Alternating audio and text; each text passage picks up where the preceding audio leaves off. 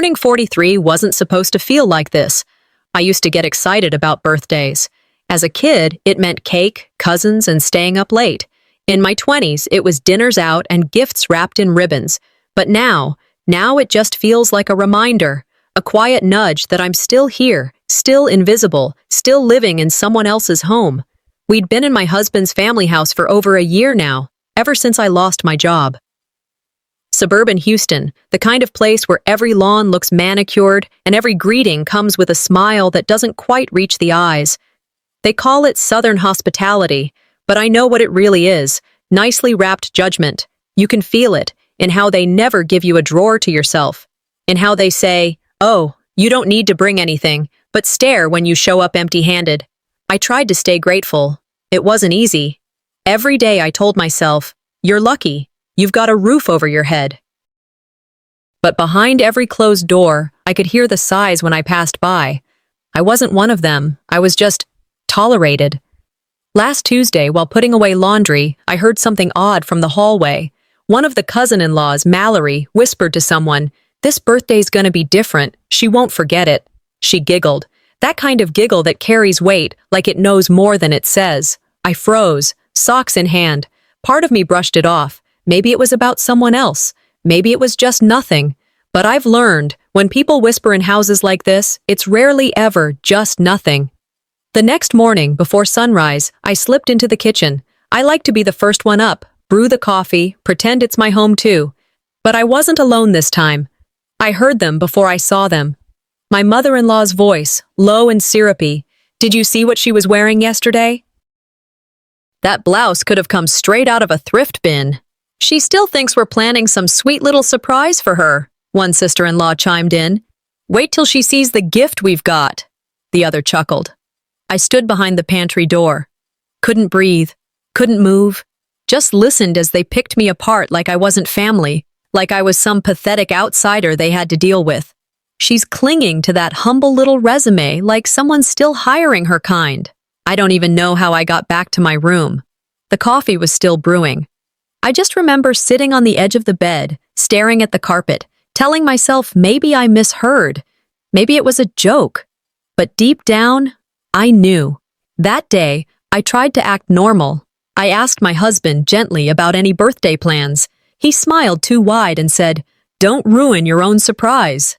Then changed the subject so fast I felt dizzy. When I brought it up to his sisters, they were all sugar and sparkle. "Oh, you're gonna love it," they said. Their grins looked stretched too far. Something was off. At dinner, I caught them watching me. Not staring. Watching, like I was a bug under glass. I smiled through it. I laughed when they made little comments. I even complimented the overcooked chicken. But inside, it felt like my skin didn't fit right. Even the dog kept its distance. I called its name. Nothing. Like I didn't exist. Back in bed that night, I stared at the ceiling, wondering how long I'd been sleeping in a house that never wanted me. I remembered when we first moved in. I was still optimistic, offered to cook dinner one night, tried to share a family recipe. My mother-in-law had said, "Oh, honey, we do things a certain way here. Why don't you just relax tonight?" Said with a smile, but it felt like being dismissed, like my ideas, my culture, my presence wasn't welcome. Since then, I kept my head down, washed dishes, helped with the kids, said thank you too often, all in hopes that maybe, someday, they'd stop looking at me like I didn't belong. But it hadn't happened. Later that week, I sat alone on the back porch. The wind was picking up, sticky with Houston heat. I pulled out my phone, stared at a name I hadn't touched in months.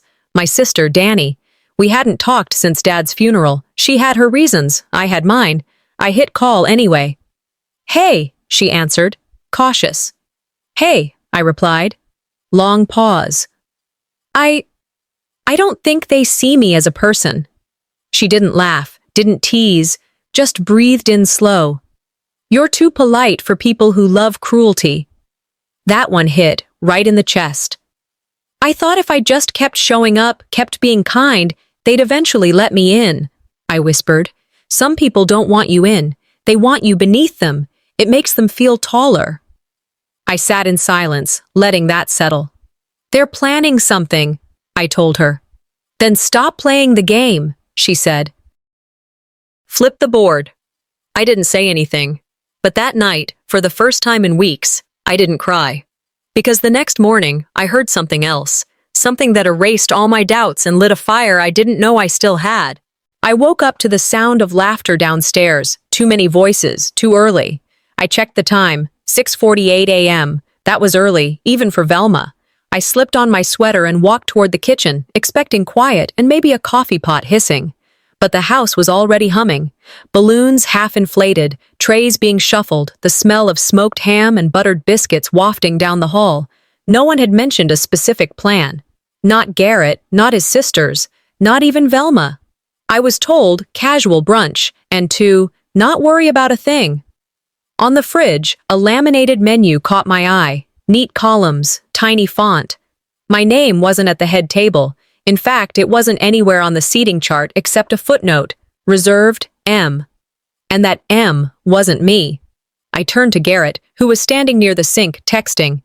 Did I miss something? I asked, nodding toward the chart. He barely glanced up. It's probably just an oversight. He didn't look me in the eye. That part said more than his words did. Velma walked past with a tray of champagne glasses.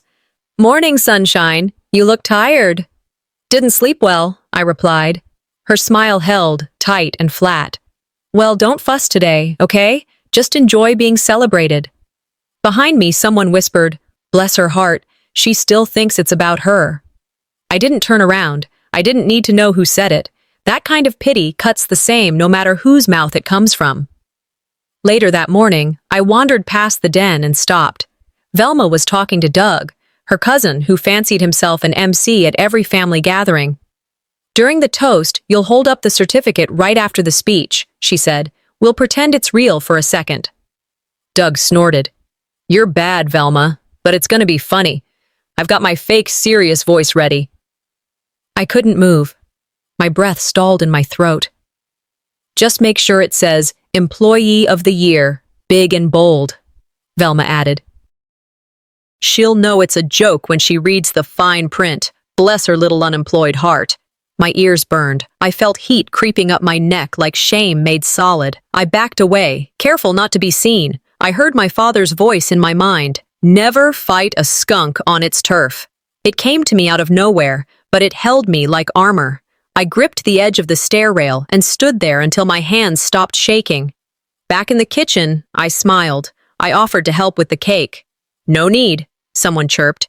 We've got it all under control. I sent Danny a message. They're planning something. It's cruel. But I'm staying. She replied almost instantly. You're braver than me, but don't let them walk on you. I stared at the counters, replaying Velma's words in my head. I needed to think clearly. Reacting too soon would give them exactly what they wanted. So instead, I snapped a quick photo of the certificate lying on the island, then walked away like I hadn't seen a thing.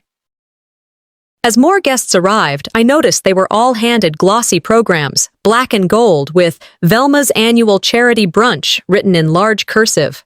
My name was there, but at the very bottom, in tiny letters, special thanks to M. for inspiration.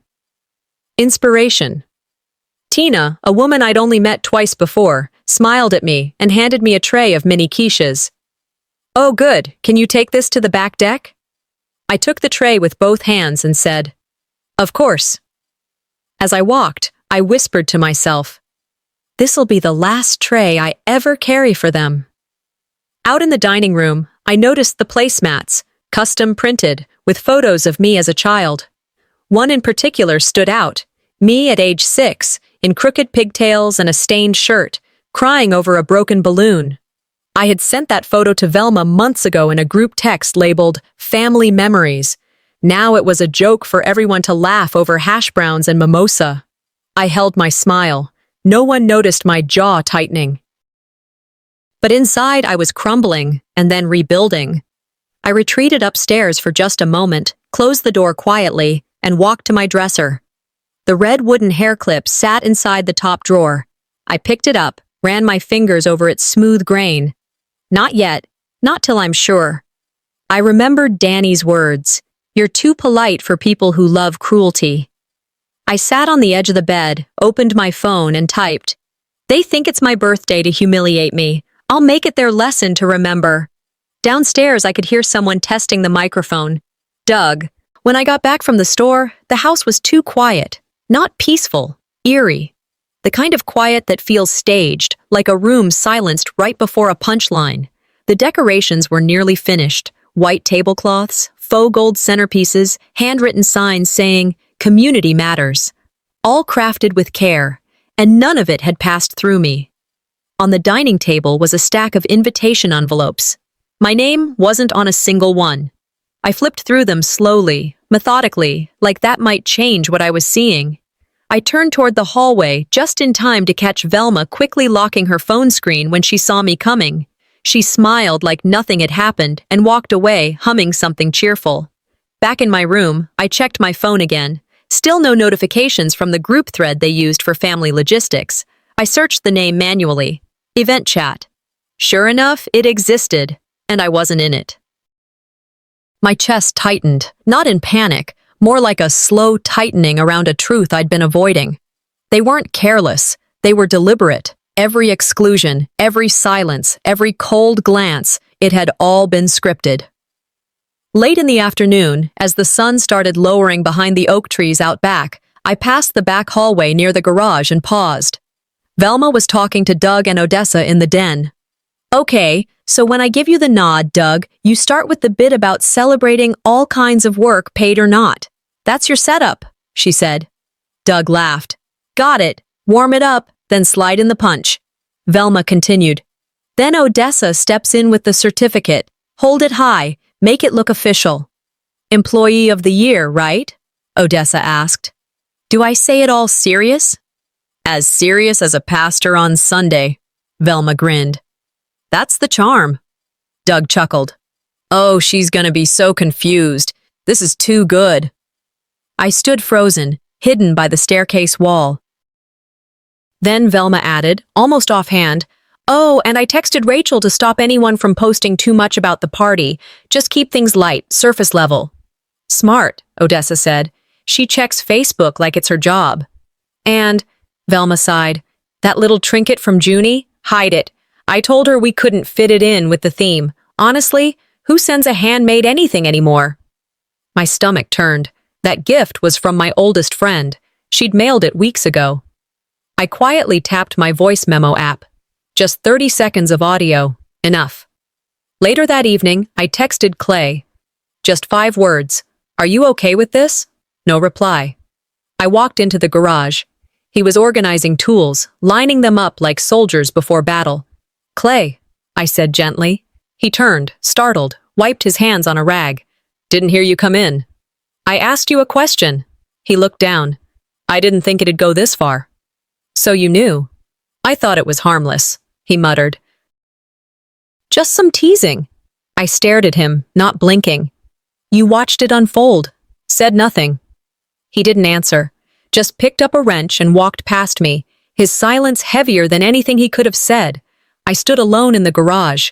That was when I realized Clay wouldn't defend me, because doing so would mean stepping outside the circle, and nobody here risks their seat at Velma's table. A memory flashed, one from a cookout 5 years ago. I'd brought a homemade cobbler. No one touched it. Velma had said, "Oh, honey, I thought you didn't want to join the dessert rotation." I remembered nodding, embarrassed, convincing myself it was a misunderstanding, that if I just tried harder, they'd let me in. But they never planned to. Back in my room, I opened my notes app. One line, intercepted Junie's gift, logged. I opened the voice memo file, replayed Velma's words, then saved it under the label, speech prep, evidence. I flipped through the photos on my phone until I found the gag certificate picture I'd taken earlier. I saved that in a folder titled Tomorrow. Then I texted Mavis. If anything goes sideways, I might need a hand. Just stand by. She replied almost immediately. Say the word, I'll be there. I closed my phone, stood in front of the mirror. For the first time that day, I let my face relax. No forced smile, no pleasantries. They think I'll fall apart, I said quietly to myself. Let them fall first.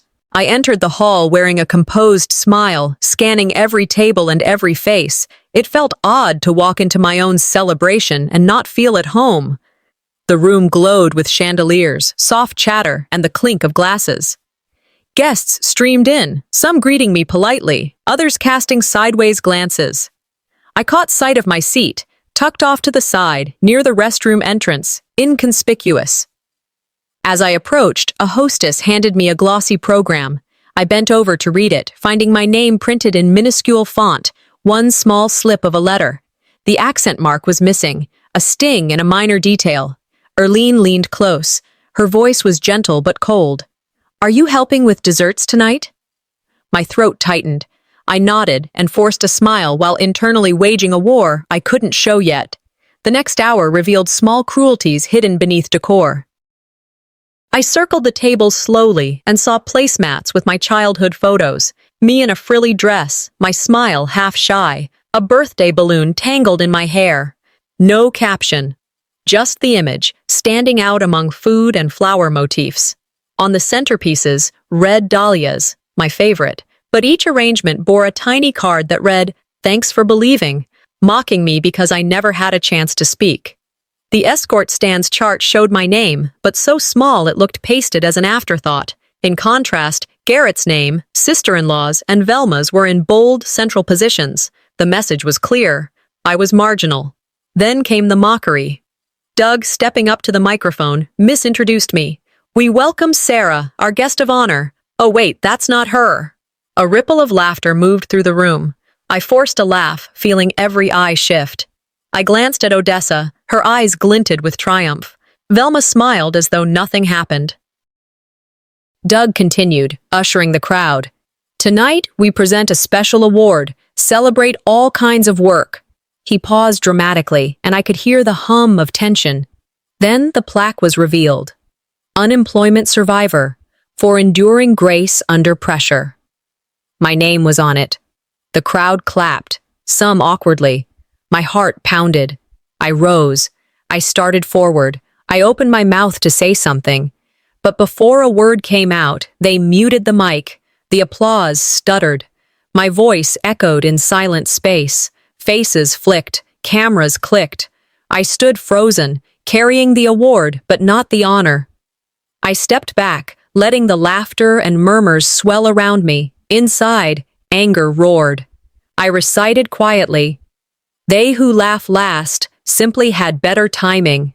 Mavis caught my eye from the crowd, a subtle nod, a flicker of solidarity. My hand slipped into my pocket, the red wood hair clip pressed into my palm, reminding me I was still here. I wasn't broken yet. I lifted my chin. The lights felt heavier now, but I stood. Their meaning would not define me. The hall felt hollow during the intermission. Guests clustered around tables, laughed softly, exchanged compliments like rehearsed lines. I drifted toward a corner where I could see most of the room without being noticed. Odessa moved through the crowd, her arms full of flowers and praise, as though she were the centerpiece. Cameras flashed at her. Meanwhile, the thank you slide glowed overhead, names scrolling by in bold. Garrett, Velma, Odessa. Mine was absent. My breath caught. I recalled Dad saying, "Power is in what they cannot erase." That thought steadied me. Inward sorrow built, but my face remained calm. The MC's voice cut through the room. "We're honored to present a special donor gift." Two men rolled in a gleaming vase, heavy and grand. The plaque read, "From the Hanfords Odessas in honor of Marlowe's support." Silence cracked. Then polite applause grew.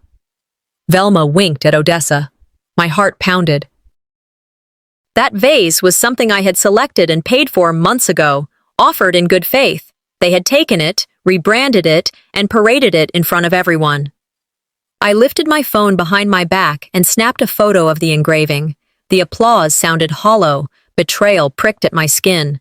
Junie appeared beside me, clutching a small card. Velma's hand reached toward her, murmuring, "You mustn't upset Aunt Odessa." But Junie shook free and said to the crowd, clear and trembling, "Mama wasn't invited to speak, though Grandma says she's a real guest." Silence swallowed the room. I felt my heart tighten, guilt and shame and protectiveness all at once. My daughter had pierced through their illusion. I knelt, gathered her close, and whispered, "Sit with Aunt Mavis, sweetheart." She nodded, card in hand, and walked quietly away. I stepped behind the curtains, the hubbub muffled. My hands pressed the hair clip in my pocket, feeling its ridges like memory. For her, I bear this pain. I will not let them erase me, I told myself. My thumb tapped Mavis's name on my phone. I whispered, "Stay ready. I have a move to make." She replied softly, "I'm with you." A spark kindled in me. I returned to the hall. Each step was deliberate. Garrett looked my way and paused. Velma's eyes flicked nervously. I stood at the edge of the stage entrance, evidence in my pocket, shoulders squared. Inside, I whispered again, "They cannot write me out when I hold the proof." The night hadn't ended, but the script had shifted. I lingered behind the stage after that mocking award, letting my pulse slow while the applause died in the hall. The air backstage smelled of sweat and stale flowers. The chaos of preparation softened, but still alive. Voices drifted through a half-open door. I froze when I heard Velma talking with Odessa.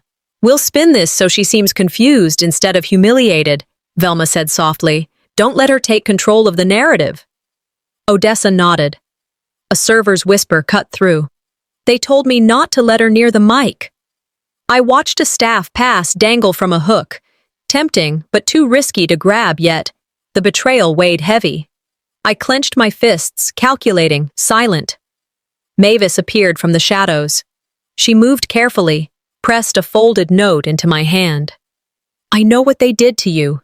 Be ready," she hissed. She leaned in.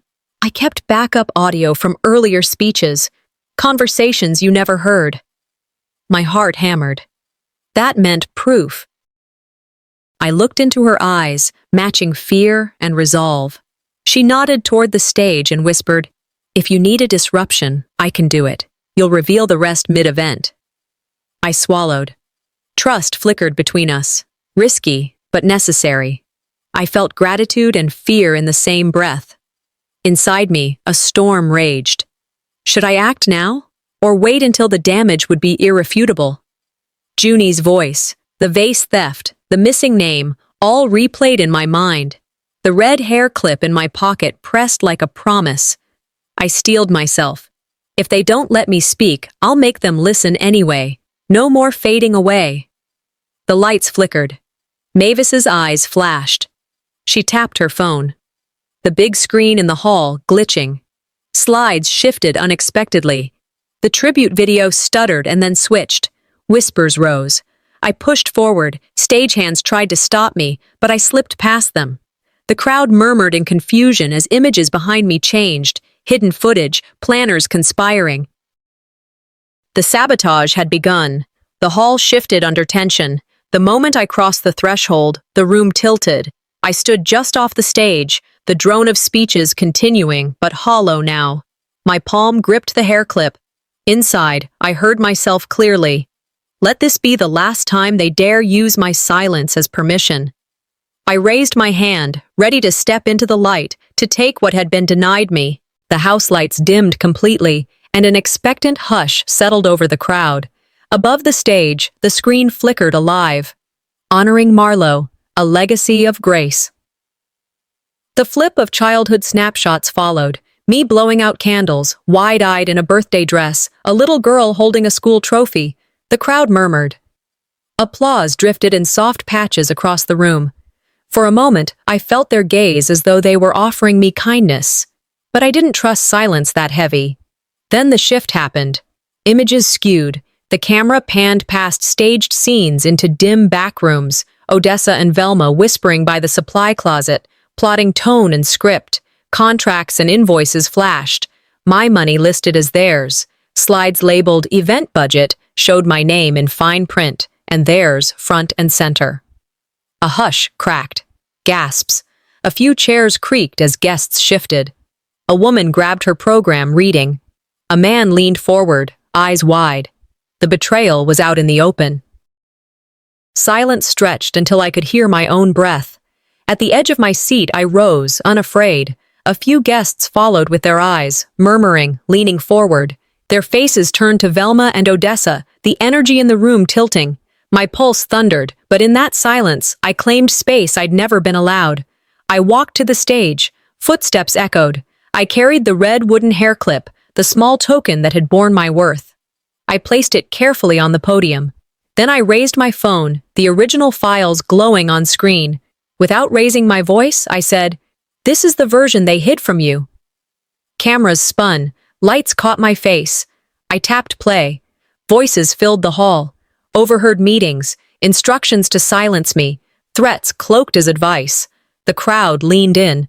My eyes held their startled faces, the weight shifting toward my side. Several people stood and began applauding. Their claps built into a wave. MC Doug's face whitened. He fumbled his cue cards.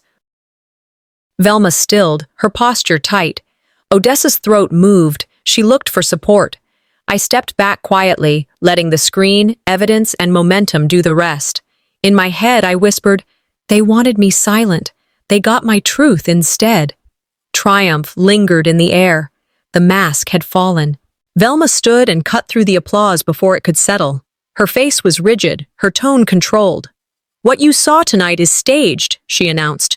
"These files are tampered. She's manipulated the narrative." She swiped at the screen, and another image flickered. A doctored clip, my face manipulated to look complicit. Murmurs pulled at the edges of the room. People exchanged glances. My heart thudded, but I steadied myself. Let her think that's her last move. It's mine now. I stepped forward, my posture deliberate. The slideshow lurched. I touched the stage console and shifted the feed. The raw recordings appeared, unedited audio, real email threads, image metadata proving original file ownership. Velma's clip vanished. The audience gasped, leaning forward. Eyes darted toward Velma and Odessa. The power slipped from their grasp. Hands rose from the crowd, applause breaking the tension. A few shouted affirmations, voices echoing across the hall. The MC's lips parted, but no words emerged. Velma's facade cracked. In silence, I stood and thought. They believed silence would hold me down. They were wrong. I walked down from the stage, laying the red hair clip on the podium like a signal, a marker of what was real. Guests murmured, some watched me with renewed respect, others looked at Velma with confusion or shame. I passed through them, head high, the room unsettled in my wake. In the lobby, Garrett approached tentatively, hesitating in the glow of hallway lights. "I didn't know it would get like this," he said softly. I looked at him. "You had one choice." His apology caught on his lips, words unspoken. I didn't answer. I walked out into the night. The cool air met me, and I thought of Junie, her future no longer tied to their drama. I walked away, not in defeat, but towards something unclaimed yet mine. A week later, I sat in the middle of a quiet apartment, mine. The space was still mostly bare. A couch, a table, a few books. The peace wasn't loud, but it was full. I hadn't realized how much noise I'd lived with until it was gone. No Velma banging dishes to prove a point. No Garrett tiptoeing between loyalties. Just the hum of the refrigerator and a ficus plant soaking up the sun on the sill. That was enough. I missed some things. Not the house, not the family. But I grieved the version of life I once thought I had. One where truth didn't cost so much. Still, regret never showed up. I had given enough of myself away to guilt. This new silence was mine, and I didn't owe anyone an apology for the way I'd chosen to heal. Freedom, I learned, didn't require permission. That afternoon, I pulled into the school pickup line. Sophia spotted my car and came running before the door even opened. She climbed in and tossed her backpack in the back seat. "Mom, are we really never going back to the old house?" "No, sweetheart. We're not," I said. "Because of Grandma and Aunt Odessa?" "Because sometimes you outgrow things that never truly fit you." She nodded slowly.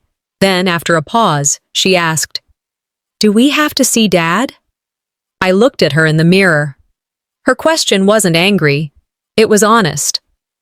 "Not unless the court says we must. I'm filing for full custody." She didn't say anything, but I saw the corners of her mouth lift slightly. That was enough. Later, we stopped by a small cafe. Sophia worked on her drawing while I pulled out my notebook. I'd started writing again. Not for others, just for me. Letters to the woman I used to be. I wrote to the version of myself who begged for acceptance, who stayed quiet to keep peace that never really existed. I wrote, "No one can make you feel inferior without your consent." Eleanor Roosevelt said that, but I lived it. I don't need to be liked by people who made me beg for love.